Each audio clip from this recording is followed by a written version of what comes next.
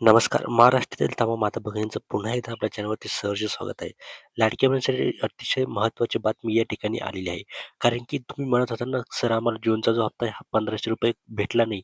आम्हाला मागील हप्ते व्यवस्थित भेटलेले आहे, परंतु आम्हाला जूनचा हप्ता हा भेटलेलाच नाही." तर त्यामागचं कारणसुद्धा मी तुम्हाला या व्हिडिओच्या माध्यमातून सांगणार आहे.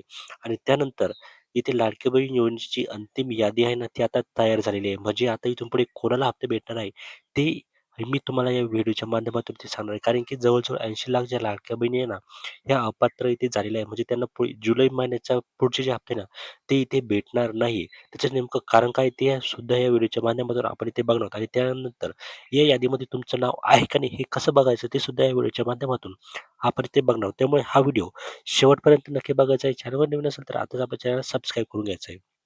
आता लाडकी बहिणीची अंतिम जी यादी आहे ना, ही तयार झालेली आहे. 80 लाखांपेक्षा जास्त महिला जे आहे याच्यामध्ये अपात्र झालेलं आहे. तुमचं नाव यादीत आहे का? तर बघा सरकारच्या मुख्यमंत्री माझी लाडकी बहीण योजनेची प्रकारची पडताळणी आणि ई-के-वाय-सी प्रक्रिया ही पूर्ण झालेली आहे. या पडताळणीनंतर राज्यातील पात्र लाडक्या बहिणींची अंतिम संख्या 1,66,28,048 इतकी निश्चित झालेली आहे. या सर्व पात्र महिलांच्या खात्यात जिथे जून महिन्याचे अनुदान वर्ग करण्यात आलेले आहेत. बघा जशी आपली ई-के-वाय-सी पूर्ण झालेली आहे आणि त्यानंतर ई-के-वाय-सी केल्यानंतर सुद्धा इथे सरकारची जी पडताळणी आहे ना, ही पडताळणी सुरू झालेली होती आणि ती पडताळणी जवळ-जवळ 2 ते 3 महिने ही चालू राहिलेली होती आणि आता ही जी पडताळणी ना, ही अखेर पूर्ण झालेली आहे आणि यामध्ये जवळ-जवळ 1,66,28,048 इतक्या बहिणी म्हणजे ते पात्र झालेले आहेत आणि आता यांना इथून पुढे जे हप्ते ना, हे सुरळीत त्यांना भेटणार आहे. म्हणजे आता आपण असं इथे म्हणू शकतो, की यापुढील जे हप्ते ना, हे हप्ते आता सर्वांना व्यवस्थित त्यांच्या अकाउंटवरती वेळेवर इथे त्यांच्या अकाउंटवरती ते जमा होणार आहे. त्यामुळे ज्या लाडक्या बहिणी इथे पात्र झाले त्यांनी कुठल्याही प्रकारचं टेन्शन या ठिकाणी घ्यायचं नाही. कारण की त्यांना जे हप्ते ना, ते आता वेळेवर त्यांच्या अकाउंटवरती ते जमा होणार आहे.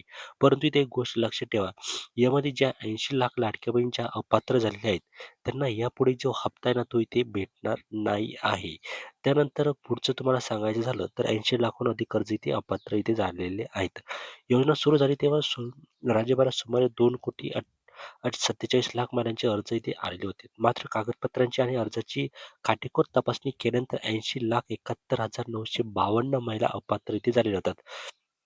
बघा, इथे जेव्हा ही योजना सुरू झाली म्हणजे जवळ-जवळ जुलै किंवा जून या महिन्यामध्ये 2017 का 18 साली ही जी योजना ही सुरू झालेली होती आणि त्यानंतर इथे तेव्हा जेव्हा ही नवीन योजना सुरू झाली होती त्यानंतर सुमारे 2,47,00,000 इतक्या महिलांनी या योजनेसाठी इथे अर्ज केलेले होते.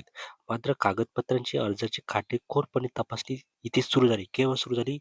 3 महिन्या अगोदर म्हणजे डिसेंबरपासून ही जी पडताळणी आहे ना, ही सुरू झाली.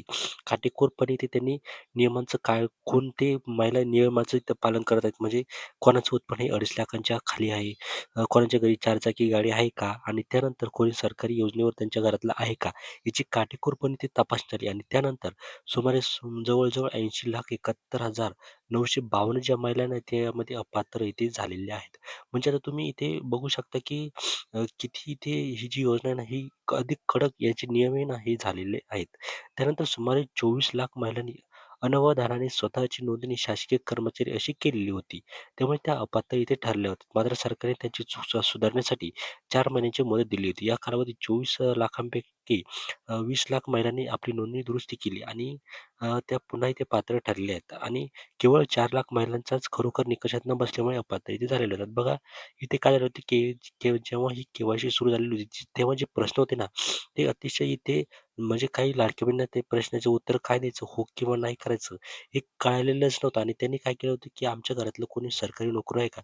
तर त्यांनी अनावधानाने ते हो केलेलं होतं आणि त्यामुळे ते इथे अपात्र इथे झाले होते आणि जेव्हा सरकारच्या लक्षात ही गोष्ट आली, तेव्हा सरकारने काय केलेलं होतं, की डिसेंबर 2025 पासून तर एप्रिलपर्यंत ही जी चूक सुधारण्यासाठी इथे तारीख दिली होती आणि त्यामध्ये जवळ-जवळ 24 लाखांपैकी 20 लाख महिलांनी ज्यांची जी चूक झाली होती ती दुरुस्त करून घेतली आणि त्या पुन्हा इथे पात्र इथे ठरले आहेत. परंतु त्यांना मागील जे हप्ते ना नोव्हेंबरपासून ते मेपर्यंत अजूनसुद्धा इथे भेटलेले नाहीत. तर ते सुद्धा इथे हप्ते कधी भेटेल हे सुद्धा इथे सरकारच्याच याच्यावर असणार आहे आणि त्यानंतर इथे जवळ-जवळ 4 लाख ज्या महिलांनी हा खरोखर त्यांच्या घरी कोणीतरी शासकीय नोकरीला होतं. त्यामुळे त्यांना इथे अपात्र इथे करण्यात आलेलं आहे. त्यानंतर इथे सांगायचं झाले तर पुढील नियम काय आहेत? आता तुम्ही म्हणाल तर याचे जे नियम आहेत ते नेमके काय आहेत? तर तुमचं जर वय 65 वर्ष पूर्ण जर असेल, तर तुम्हाला या योजनेचा जो लाभ आहे तो इथे भेटणार नाही. तुम्ही दुसऱ्या योजनेचा लाभ घेऊ शकता. जसं की संजय गांधी निराधार योजना ही तुमच्यासाठी ती लागू असणार आहे. तर तुम्हाला ही माहिती कशी वाटली कमेंट करून नक्की सांगा. चॅनलवर नवीन असेल तर आता सबस्क्राईब करा. धन्यवाद.